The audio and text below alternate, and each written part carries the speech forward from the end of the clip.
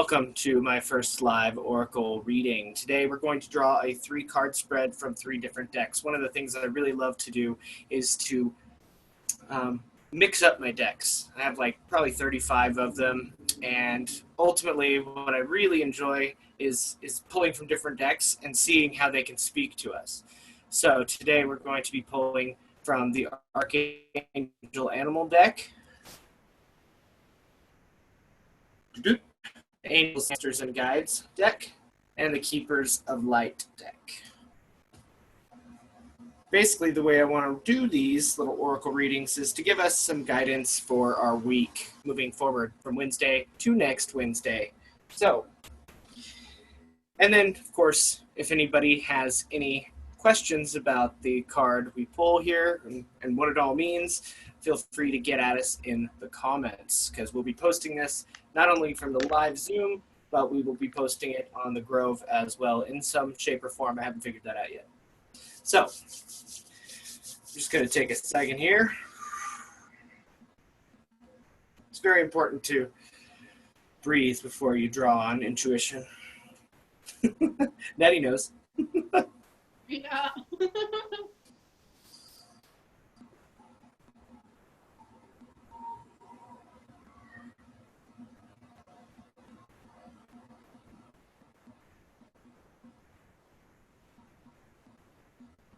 Okay, so the ancestors are calling first. Oh, fuck. Aha. And we have the Oracle. Okay, now this deck specifically deals with archetypes of different things cross-culturally, across many different types of traditions and religions, spiritual traditions as well. So the Oracle. Okay, a few things about the Oracle as an archetype. The Oracle, there's oracles throughout many different lineages and traditions. However, in particular, we're thinking probably more like the Oracle of Delphi here, just based on the artwork. The Oracle of Delphi was often a adolescent woman, somebody who had maintained virginity and had lived in the temple for quite some time, the Temple of Apollo. And so they used the oracles to gain access to the gods, right? Particularly because they needed information, okay? And what this archetype is bringing us into the awareness of is waiting for important information. They couldn't do this all the time either, so the oracle herself could not draw on this information at any given time.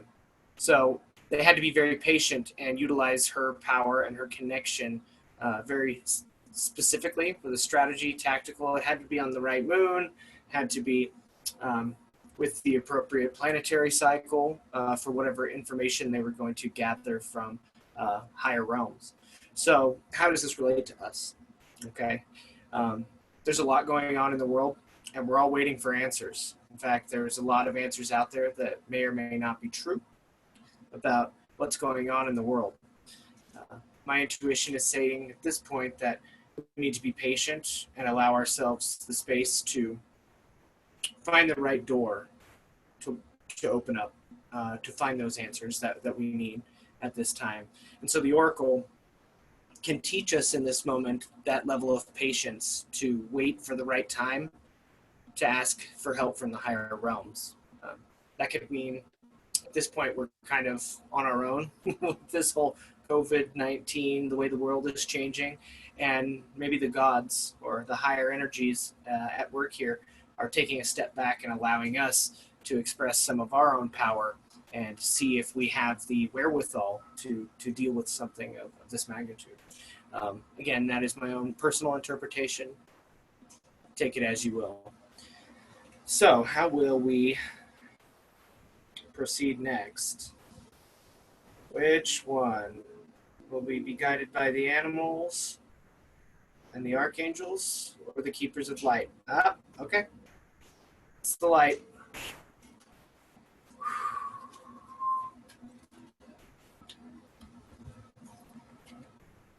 Okay. We pulled the Miriam. Sacred vision. Okay. This is interesting.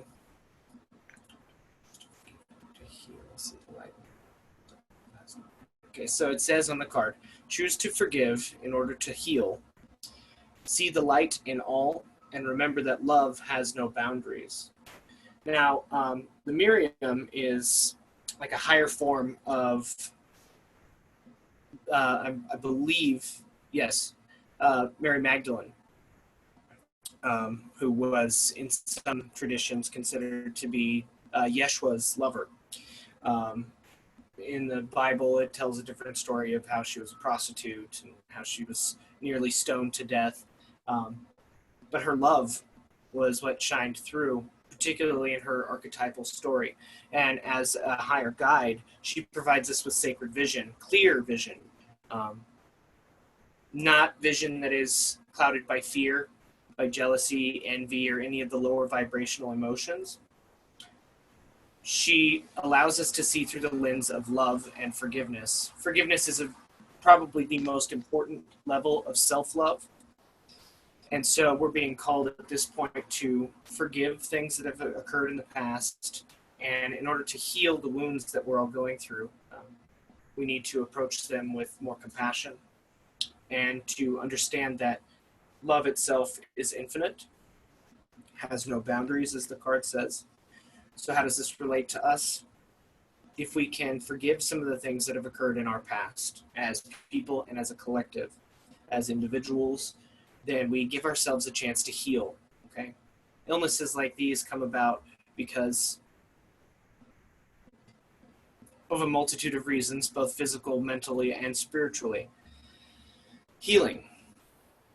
What does it mean to heal? Okay, to heal means we allow ourselves to return to our truest center, our truest form. So in order to heal, we need to allow that to occur.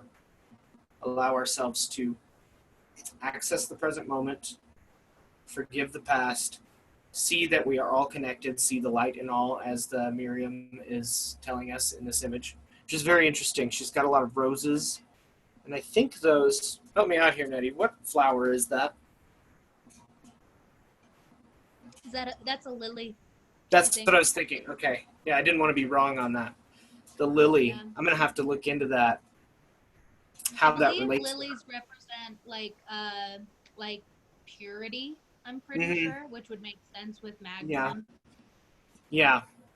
We even got the fleur de lis there and 2 concentric circles in the symbol. So really, this is about heart energy, okay?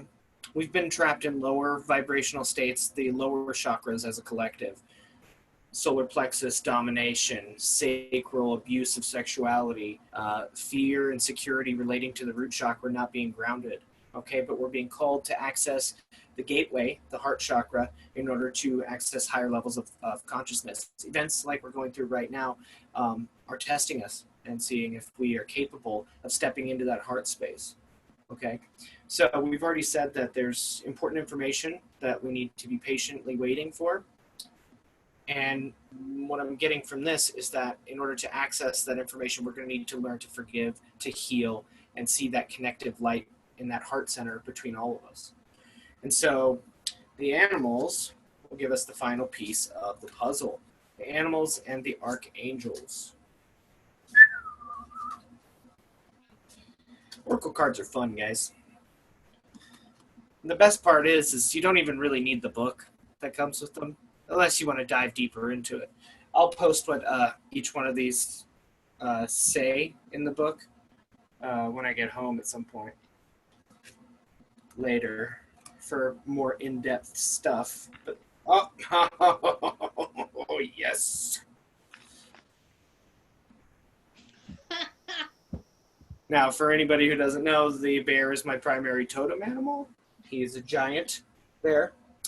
The bear calls on us to use our power with wisdom. And the bear is guided by the archangels Uriel and Yophiel. Uriel is God's light in the archangel stratum, if you will. He's the bearer of God's light. Funny, haha, there's a pun there. So how does this relate to what we are talking about here? If we're patiently awaiting information from higher realms and we learn to forgive, to heal, and see the light in others, we access a level of power that we wouldn't normally have access to. And it is an intense power. Love is very powerful. So in this case, when we have that power, we need a guidance system like the bear provides us. The bear never uses its energy without reason. Okay, life in the wilderness is very difficult. So the bear teaches us to hibernate, save our energy for the times that we need to be active, not using the power all the time. I mean, it's not wrong to use love all of the time, but there will be challenges with this level of forgiveness and healing. And so we need to use our lower energies more more in line with a wisdom instead of just instinctually. Okay, and the bear provides us that wisdom, and the fact that we have the archangel Uriel here as well is guiding us to see the light, as is reflected also in the Miriam card, which is very interesting, considering there's a shift coming. I mean, just based on what I'm looking at here with these three cards, there is a major energetic shift coming. Like we're on the it feels like we're right in the beginning stages of that energetic shift as people start to realize, okay, the world's going to be a little bit different for a while and maybe forever. So what is that going to look like in the future? And again, we have the image of the heart there being accessed. And you see how the light also comes up to his head here, to the crown, the higher levels of consciousness. So this shift is going to occur soon, from what I can gather, intuitively speaking. What we do with that is going to be up to each and every one of us. How do we utilize this new vibration that's coming into our lives? Do we choose to fall back into old patterns, or do we choose to move forward? And so that's what the cards are telling me right now. I think that's it. Very good.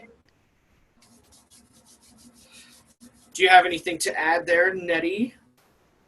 Well, I decided while you were talking about the oracle cards just to pull a couple tarot for each of them. And it was interesting. So, remind me what your first one that you pulled there was, or remind the audience too.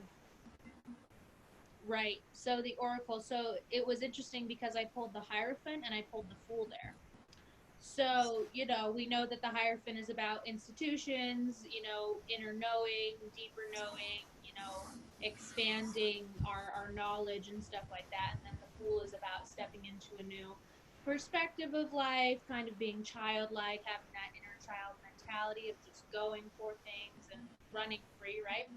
So Mm-hmm. I feel like with this energetic shift, what's happening is people are really expanding their knowledge of things, and we're going to see like a shift of people really embracing their inner child. And kind of, I mean, we're already kind of seeing it where people, they've stepped back from their jobs for a while, and now they're kind of thinking, well, like, do I really like the job that I'm like in? Like, do I want to go back to it? Like, like people kind of have that choice now, right? And they can step into that full energy. So I thought that that was interesting. And then remind us what the second card was there. Right, the Miriam. And I also found that one interesting because to me it really signified the Gemini energy that we're coming into right now with the twins and everything, the mirroring and all that kind of stuff. So that was kind of interesting. And for that one, I also pulled the Hierophant and then I pulled the Three of Cups. So once again, we're still in this energy of expanding our knowledge, expanding what we think, expanding our minds and our hearts and all of that. But with the Three of Cups, we're really, like you were saying, we're stepping into this kind of, the more we know that we should forgive. The more we know that we should love each other and we should embrace each other and we should work together. Like the three is really about coming together and people, working with one another. And stuff like that. So I think that that's interesting. And then the last two that we got for the bear was kind of interesting to me. 5 of Swords and the Hanged Man. So, Five of Swords is like a heck of a lot of pain, and it's a kind of a heck of a lot of like, I don't really know where to go. I don't know what I'm doing. It's kind of like facing our inner demons. It's kind of that halfway point of like, well, should I just like fall back on what I know, or should I like keep going, embrace the new, see where it gets me? And then the Hanged Man is all about new perspectives. And so I think that bear energy, you were talking about like the energetic shift that's happening. I think it's going to be more of an internal thing, but I think that people are really going to have to face a lot of inner demons right now. I think that people are really going to have to face like, okay, do I move forward? Do I step into the new? Do I leave that job that I don't like? Do I leave that friend group that doesn't resonate with me anymore? Or do I just fall back on old habits? Or do I embrace this new perspective, this full energy, get back into my inner child and move forward? So it's interesting energies at play. Right, yeah, and it's interesting you pulled the Hanged Man, especially in reference to the bear, using power with wisdom. The Hanged Man is an archetype that goes back all the way to Odin, and how he hung from the tree of Yggdrasil for a number of nights, nine, I believe, in order to obtain the mysteries of the runes. And in order to do that, you had to have the level of wisdom and sacrifice to wield that kind of power. And that's the kind of higher energy that we're going to be stepping into in the future. So that's interesting. Thank you for sharing. Yes, absolutely. Thank you, Christopher. Of course. Now, as I said, guys, I'll post this on the Grove. Maybe I'll doctor it up a little bit, make this into a fun little show weekly. Doctor it up. Hopefully we get more people in the live event next week so we can get some more questions. But feel free to post any questions in the comments wherever I end up posting this, everybody. All right. Namaste.